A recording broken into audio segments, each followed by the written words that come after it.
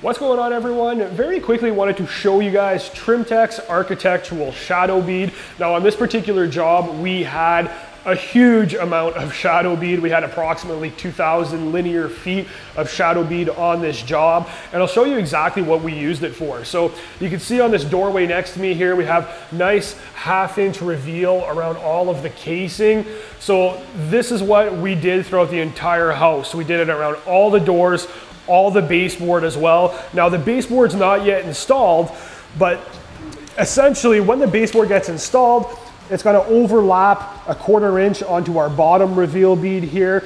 That way, after the baseboard's installed, after the flooring goes in, baseboard's in, you're gonna have the same 1/2 inch shadow line as we have around our casing along the bottom of the baseboard. So your baseboard is actually sitting underneath the drywall. It's recessed.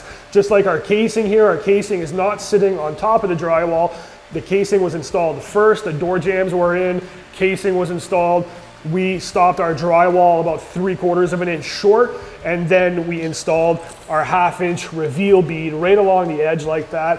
Everything has to be mitered. You cannot use tin snips to install architectural shadow bead. You can, but you most likely won't get the best results. You can see the detail there. So we use a miter saw, so you're able to miter your pieces together, nice and sharp miters. That way you don't have a lot of touching up to do. So along all our casing, we installed our 1/2 inch shadow bead. Along the bottom, we used 3/4 inch shadow bead. So the architectural shadow beads are available in various sizes to accommodate whatever size drywall you're working with.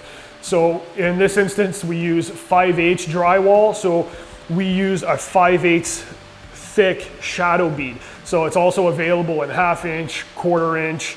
And then there's different size reveals as well. So there's always an A and a B side to shadow bead. So if you take a look here, our A side is 5/8 thick because we are using 5/8 drywall. Our B side is a 1/2 inch thick this way because we wanted a 1/2 inch return around our doorways. So again, 5/8 by 1/2 inch. If we were using 1/2 inch drywall, we would be using 1/2 inch by 1/2 inch.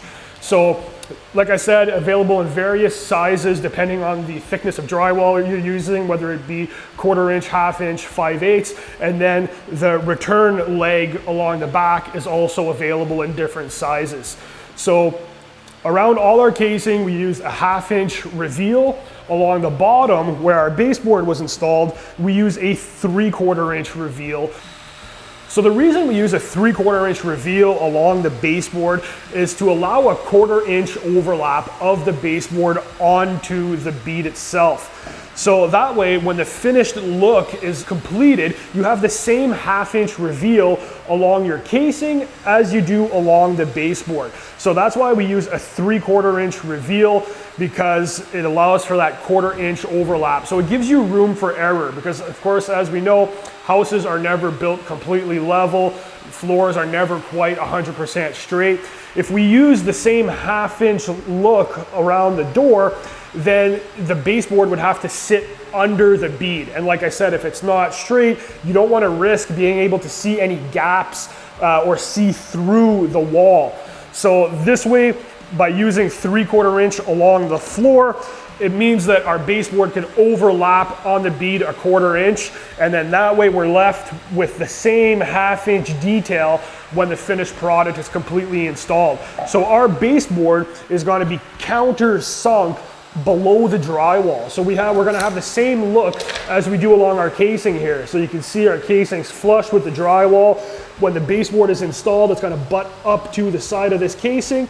Along here, it's going to overlap a 1/4 inch onto our bottom reveal. So our finished product is going to look the same throughout the entire house. We're going to have that same 1/2 inch shadow reveal along all the doors and along all the baseboard. We'll make sure to give you guys another update once this house is further along and everything's, once the flooring's in, the baseboards are in, we'll come back and show you guys what that final look looks like. So that gives you a brief overview on Trim-Tex architectural shadow bead and one of its many uses. Hope you guys enjoyed that video. Thanks for watching.